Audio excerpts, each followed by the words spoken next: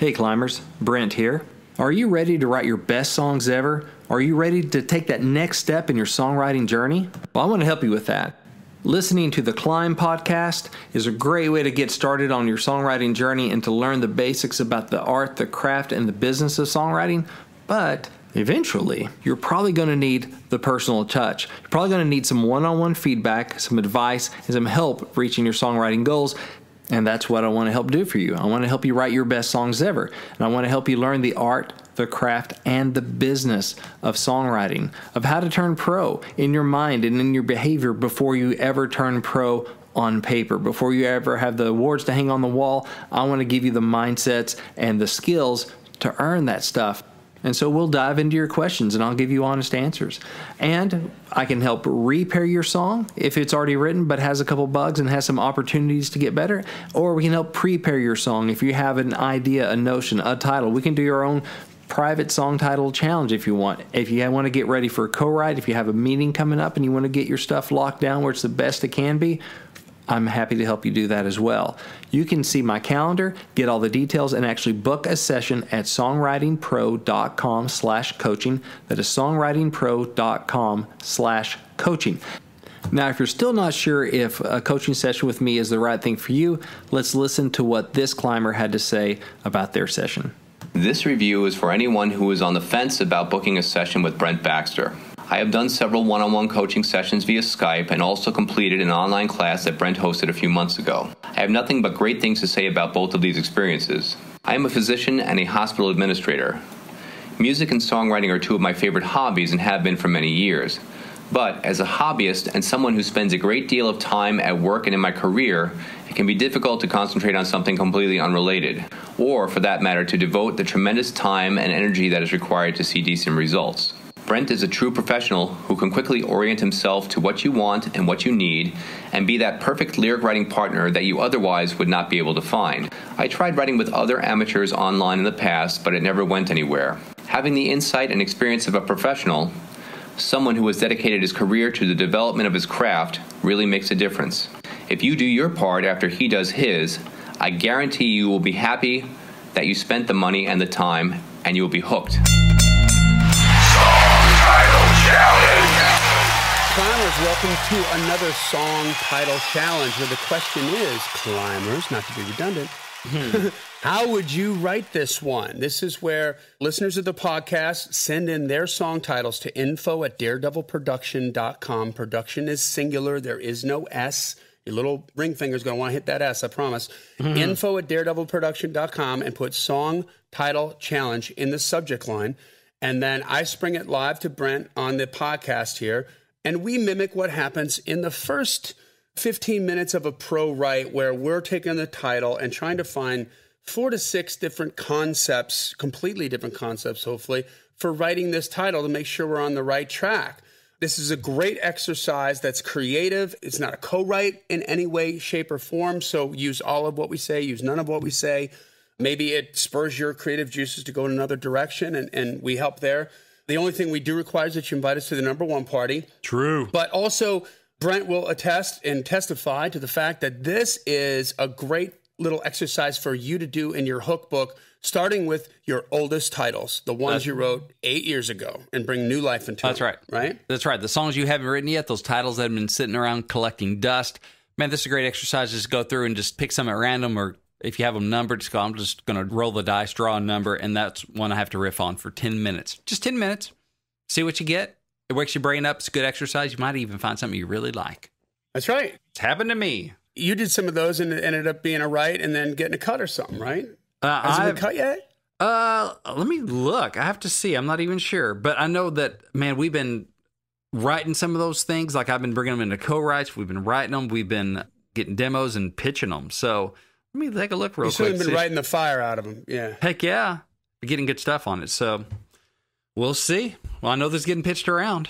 There we go. Okay. So are you ready for today's? Never have been. I'm out of coffee, but let's do it anyway. All right. This is from climber Brittany Barker. Brittany Barker. Hey, Brittany. And the title is Proof in the Pour. Proof in the Pour. P-O-U-R. Okay. I'm just writing this down. Proof in the Pour. Pour. All right. Thanks, Brittany, for sending that in. And let's see here. What the heck am I going to do with this? Okay. So the proof, this is obviously a drinking thing, right? Pour. You pour a drink. You got two types of proof here. You got the proof is in the evidence of something. You also have the proof is in the whiskey proof. Is it, 180 proof? Whatever. Yep. So you got a couple things here because I am trying to let the title write the song. Give me clues as to what this is about. What kind of whiskey are you drinking? 180 proof? Are you drinking like? Is that like the Everclear or something? I don't know. Yeah, 180 proof. That is just about Everclear, I think. Yeah. So, damn, dude. I'm not drinking that stuff. It's like, what did people say in college? So, yeah, 100 proof or whatever. Wild turkey or something. Wild turkey, yeah. So I'm looking for clues in the words. Of course, you like the alliteration, proof in the pour. Okay. And it rolls off the tongue good. I like that. And, pour has some nice rhymes. Door, floor, for, more. So it makes me definitely think of a country thing. The proof is in the pour. I'm just wondering how to wrap these things because immediately I'm thinking, okay, I got to play off both these things. I want to play off the alcohol proof and then the evidence proof as he's pouring a drink. So I could say I don't love you anymore, but the proof is in the pour. How much I'm drinking, and what I'm drinking. You can go into that maybe in the verses. Like I'm not stopping at one. I'm having one more. Say I don't love you, but the proof is in the pour. Something like that. I keep having one more. So it's like the fact that he's pouring more is part of the proof. And then talking about when I'm happy, I drink. Like post relationship, like you broke up and he's still in love, and the proof is in the pour that I still love you. Yeah, exactly. Yeah, like I don't love you anymore. So you could write about, but the proof is in the pour. You could write about how she always said maybe it's a guy that screwed up a relationship, and she just felt like he didn't love her, and he's trying to come to terms with that because he didn't know. Maybe he's learning how to be better in a relationship. But, if you think I don't love you, well, the proof is in the pour. Yeah, that's cool. Yeah. It could be simple. Like I drink tequila when I'm happy, or I drink beer when I'm happy, when it's party time, and I drink this other stuff and it's Jack Daniels when I'm hurting kind of thing. What kind of night is tonight? Well, the proof is in the pour. Like it's Jack Daniels, nothing more. And I could say, I said I don't love you when you walked out the door, but the proof is in the pour. Yeah. That sort of thing. Like I should stop, but I'm still having one more. And some of these I'm reusing the same rhymes, but it's off the top of my head. But get those thoughts going. So I think that could be kind of cool. It's a tried and true country trope of she's gone, I'm drinking. Yeah. I'm trying to act strong, but I'm really not. So that to me is the most obvious route. And I think it's solid. And it's like, okay, it makes sense. It fits in with the country world and written the right way with the right people, it could do something. So let's shake up the box a little bit and see what else we have. Because I feel like we kind of have that one in our pocket. Like, okay, that one makes sense. Yeah. What can you do with this that people don't see coming, right? Maybe it's like, I've changed my ways. Maybe you're talking to the girl or someone else, and you're saying, I've changed my ways, and basically I don't drink anymore. There's no whiskey in this glass. The proof is in the pour. You're proving that he's not drinking alcohol, that he's drinking Coke or water or something else. It's playing off proof still, the both proof, but it's not whiskey. And the proof is that he has changed. He's not drinking like he used to before. So the proof is in the pour could be in the channel of the song and sets up the chorus, and it might be something that sort of sets up the chorus and then you button up the chorus with it. But you're rattling off like a bunch of different non-alcoholic drinks, right? Mm-hmm. But you're still like a badass, right? This could be like a really fun sort of like I stopped drinking, I'm a wild man that stopped drinking song. And what's a non-alcoholic drink that rhymes with glass? Can you think of something? That rhymes with glass? Yeah. I have no idea off the top of my head. So, but you got something like, give me a Coke or give me a root beer, give me a this or that, or milk in a dirty glass. And you try to paint the landscape of the nastiest, most badass non-alcoholic drinks like you could have. Give me a Yoo-hoo in a dirty glass. Yeah, something like that. Yeah. Or it could be like up-tempo, super funny. And maybe they didn't have to drink or stop drinking because they were alcoholic or something like that. But maybe it's like they just did it for like a month. Right? I've done that before. Just to prove that. Just to prove that I can. Sometimes I like to surprise my liver by drinking water. And then like, boom, back to work. Yeah. So It could be something like that, which I'm thinking, okay, who would sing that? Who would, how's that a party thing? Is really usually playing that at a show where they are drinking whiskey or some sort of beer or whatever. So I'm like, that may fit weird in like a live setting. That would be some of my concern with that, depending on the artist and how you frame it. To me, it feels like it'd be more of a balladish kind of introspective thing of like, I don't drink anymore. The proof is in the pour. Mm-hmm. I wonder if you could do something that's also like sexier, like the way you poured yourself into that dress. She loves me, and the proof is in the pour, and also she's pouring the wine, that kind of thing, like, oh, it's on. And the proof is in the pour. On the first date, we got really drunk, and the proof was in the way she poured herself out of the car. Well, that's definitely a different vibe. That's funny. So it could be more of a R&B, any sort of genre, but a little sexier thing about, the proof is in the pour, how she poured herself into that dress, poured that red wine into that glass, and poured it on heavy as poured the gravy on my mashed potatoes. What else could you pour? That's funny. That takes you to a different place. Let's see. Poured it on. I don't think I know where you're going with that one. Then I missed it. I'm just going like a sexier kind of thing, like wine and candlelight. She poured herself into that little red dress. She poured that red wine into that glass, and she poured it on heavy as soon as we were alone. And she, that sort of thing. So it's more of a brown chicken, brown cow song.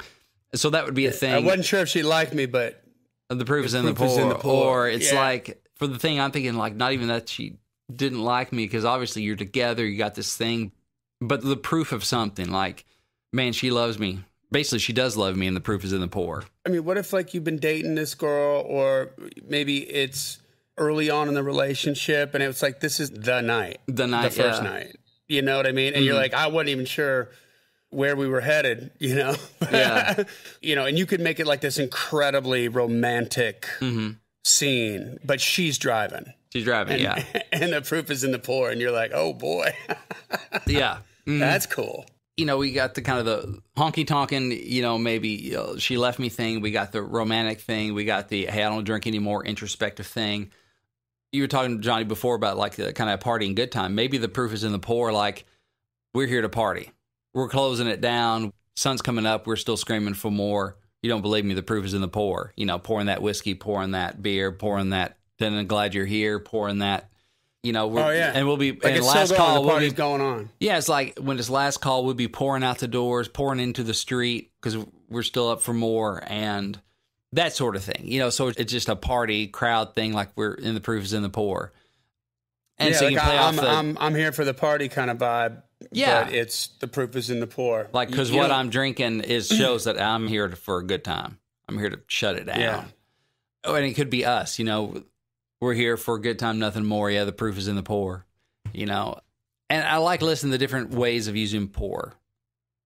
Pouring into the streets, pouring our drinks, that sort of stuff. Yeah. Oh, yeah, pouring out in the street. Oh, I was just thinking, like, you touched on something. We're here for a good time. The proof is in the pour. Like, maybe we're rowdy, maybe we're this, we're that, but we're innocent. You know what I mean? Like, we're harmless. We're, we're just here to have a good time. And we get, maybe we get a little rowdy, maybe we get a little loud, maybe we cuss a little too much, but we're just here to have a good time and nothing more. The proof is in the pour, or something like that. I almost wonder, like, you should have a song about, like, I almost seen an ad, an ad for some drink that really pours smooth, and it's fine aged and, in a whiskey barrel aged for how many years and whatever, and all this stuff like a beer. And it's like, we take it seriously, and the proof is in the pour, and you see it pouring into this glass, just looks like, oh, that looks like it's so good. I wonder if there's a way to almost do that, which seems super specific, but what if you personified a bottle of wine? Mm-hmm. Yeah. The proof is in the pour. Like with wine, when you're doing the wine tasting, you roll it around in that glass, and depending on like sort of how thick it is, like the legs on it, the viscosity of it, they call it legs. Yeah. So I mean, you could play off of that, and you could say like, I'm a this, I'm a that, and we can handle this, and I can handle that. So when you think that you can't take any more, come and talk to me. The proof is in the pour. But you're like, you are the bottle of wine. Yeah. That could be interesting perspective. Mm-hmm. Let's see. I wonder if there's something else that's, what else can you pour? I mean, this takes me to alcohol just because corn of the realm, right? The drinking, you're pouring drinks. any drink, I guess you can pour. I'm trying to find it. Is there some sort of You interesting can pour story coffee in the morning after a crazy night drinking. Yeah. Well, what if you get a little Irish coffee, a little hair of the dog in your coffee, and that's kind of where it ends up. The proof is in the pour, you know? So you can kind of come around to that, you know? And in the morning, it's coffee with a little whiskey in it or something. Yeah. A little or hair just of the coffee. dog. I mean, Yeah. what if you just do nothing with liquor because that's where everybody would go? Mm-hmm. And it's all about like how much you're in love with your girl because you know what? Like when you're getting up in the morning and you got all this stuff to do and you know, because I had this happen to me the other day. I'm in the shower. I open the shower and there's like a cup of coffee in the bathroom sink. Mm-hmm. You know, and I'm like, yeah. Yeah. The proof is in the pour, you know? She loves me. I can tell, you know? And maybe it's like all about the little things she does. And you could work that into the pour and into the dress when she's romantic. The pouring your coffee in the morning, like making sure you're set up. What else can she pour that has nothing to do with liquor? Like that would be a really challenging road. Yeah, that could be pretty cool. And I think that's an interesting, broader way to do it. Like, I was also thinking, you know, stayed up too late the night before. The proof is in the pour, you know, how much coffee you're pouring. But yeah, coffee in the morning, you know, she has waiting for you. The wine that you pour on a romantic night, the whiskey when it's, you know, partying and all this stuff. It's like, man, we fit. Or you can see, you know, how things are going by what you're pouring. Almost judge the day about, you know, what was that line in Wanted Dead or Alive? Sometimes you judge the day by the whiskey that you drink or something. Yeah, sometimes it's by the bottle that you drink. By the bottle that you drink. So, how about pour some sugar on me? You know, hey. Since we're going back to the 80s, like what else can we pour? Yeah. You can pour concrete. Mm-hmm. The sugar on me thing is, if you do it in the right context of a fun thing, like, you know, pouring this stuff, pouring that stuff, she pour some sugar on me, and you know, that'd be a fun little callback that a lot of people get the reference. Rain. Pouring rain. Pouring rain. Proof in the pour. Okay. How about like when you're pouring ingredients into cooking, like on a romantic night or something? Yeah. You know? I'm wondering too, like this lady, you know, this woman, maybe the different stuff she's pouring, you know, the coffee in the morning, the wine on a romantic night. Then it's like pouring milk in kids' cereal, you know, being a mom. Except you're going to date them if you do that. Yeah. If you do a third person thing, you mean? Like if you do like a third person thing, like how the proof is in the pour, that you know, she's a badass woman because the proof is in the pour. Like, yeah, she's pouring this, she's pouring that. It'd be kind of interesting. Like she she's does doing this all in of the it. pouring rain. You could play pour and pouring. You could have fun with that, which would be cool. Because the thing, if she does it all, you know. Yeah, you could pour paint. Mm-hmm. Sorry, I keep rolling over you, but I'm just I got it. Which is like a cool Tourette's.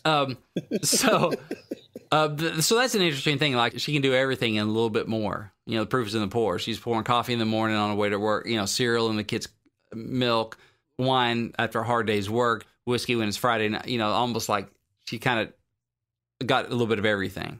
Yeah, she can pour herself into a dress, and she. Oh, yes, she can. And this is a cheap rhyme, but like everything she does is just insane. She's out doing this in the pouring rain. Mm-hmm. You could have some fun with that, but yeah, it's all about her. It's all about she'll a girl, pour not sugar about on a man. You know, she'll pour sugar on her man in the pouring rain, and da da da da da. You know, and maybe don't put the kids in that one because it sounds like she's probably more young and single and kind of like doing a baby it all. Mama. Yeah, it's probably not that. So that may not fit in there. Or if you just meant it to be more of a, you know, hey, she's a working mom. And she still balances these things. So obviously then you wouldn't have her go out dating, I guess. But, you know, she could pour some sugar on her husband every now and again. Mm-hmm. So that'd be an interesting way to go, too, which would be different. Could be like a female empowerment thing, especially if like she's young, professional. She's pouring coffee on the way to work. She's pouring a glass of wine afterwards, that sort of stuff. What if she's a bartender and how she treats you, how she pours for you? That's interesting. Could be interesting, like that's really good. The proof is in like you got a crush, and I think she might like me back because the proof is in the pour, kind of a thing, right? That's interesting. That's really interesting. Might be like a free drink or she makes yours a little extra strong, or she whatever. I don't know. That might be something too. So I got into trouble for that just because I'm friendly with a bartender, and somebody got a little jealous. I'm not going to mention any names, but I was like, we're just friends. I never dated her. Come on. Oh. And then she's like looking at the pour, like literally looking at the pour. Like there's a real live situation that happened. I don't know if I still shook that one off completely yet or not. My Loanta, that was. There we go. It's a lot right of stuff. there. So, Brittany, hope there's something there that is helpful for you. Then for every climber listening, I hope there's, kind of go, oh, wow, they kept at it. There's some stuff that's not the obvious thing. And I think even the obvious thing is solid, but are there some other ways to go that's going to be a little bit different, going to help your song stand out and help a publisher or whoever listen to it go, oh, they're thinking in a different way. Yeah. They're thinking on a different level than the obvious. I've expected this, but you did something different with it. Oh, and you keep doing that consistently, they'll be like, oh, there's a songwriter. I know we're running long, but I got something to add to that too. Like if she's the bartender in that scenario, you could be mentioning like in the chorus or the verses or something, like there's different kinds of pours. Yeah. Right? There's a short pour, there's a long pour, there's a martini pour, there's a rocks pour. You could bring in some bartender lingo into that, and there's a tapper. You know what I mean? You could have some fun with that too, and just it all about, crushing on this girl. What else could she pour on? Like if she's taking flack from a drunk client or something like that, how she can pour on the charm and diffuse the situation or something. Yeah. And this one turned out really It's good. like she ain't a rookie anymore, and the proof is in the pour. She knows what she's doing, slinging the drinks, pouring on the charm to get the extra tips, Yeah, like and woman empowerment. Like she can handle her own. So it'd be interesting, like just a song about this girl that's bartending, and she's been at it for a little bit. She's really stinking good at her job. She knows what she's doing. It almost feels a little bit more like a rock song, or it could be a country song, just about like a character study of this girl that's just... One more real world thing. So when I was bartending here in Nashville, like one of my very best friends, and to this day, she's one of my favorite people on the planet, Mary Elizabeth Long. I met her at the club that I worked at, and she was a server. She was a cocktail waitress. And the first night that she kind of met me, she was hammered because like so many people were buying rounds of drinks, and they would only buy a round if she was going to drink with them. Oh, yeah. And so she did that. And so I had to tell her, like, you don't know the trick, girl. Like you go in and you pour water or tea or something for yourself and take the money as a tip. This isn't sustainable for you to do this throughout a night, much less throughout a week, right? Right. Like you don't want to turn them down. You want them to have a good time, but that doesn't mean that you got to drink liquor, So it's another situation where she learned to handle her own. And I feel like that's a cool piece of furniture maybe that they could use in this song. Yeah. What if she wants to write this with you? How does that work? Yeah, Brittany. So I do coach writes. I do consultations. I can help you prepare your song. I can help you repair your song. I can help you write your song. So you can get all the details on all that. You can see my calendar. You can book a session at songwritingpro.com/coaching. Not only that, but we have some other hit songwriters that are available as well to work with writers. So if I'm not your cup of tea, maybe there's some other people that are. So, man, it's your time to pick my brain. The whole, hey, can I buy you a cup of coffee? Hey, how about you buy some time? And then you can ask me whatever the heck you want. I'm all yours. So that, again, that's at songwritingpro.com/coaching. Awesome. Well, guys, there you go. That brings us to the end of another killer episode of Song Title Challenge. Please shoot in your titles, as many as you like, to info@daredevilproduction.com. Production is singular. There is no S. Put Song Title Challenge in the subject line, and it'll get into the right folder, and eventually we will get to it. This podcast exists because we want y'all to win, so keep on climbing. And we'll see you at the top. Song Title Challenge.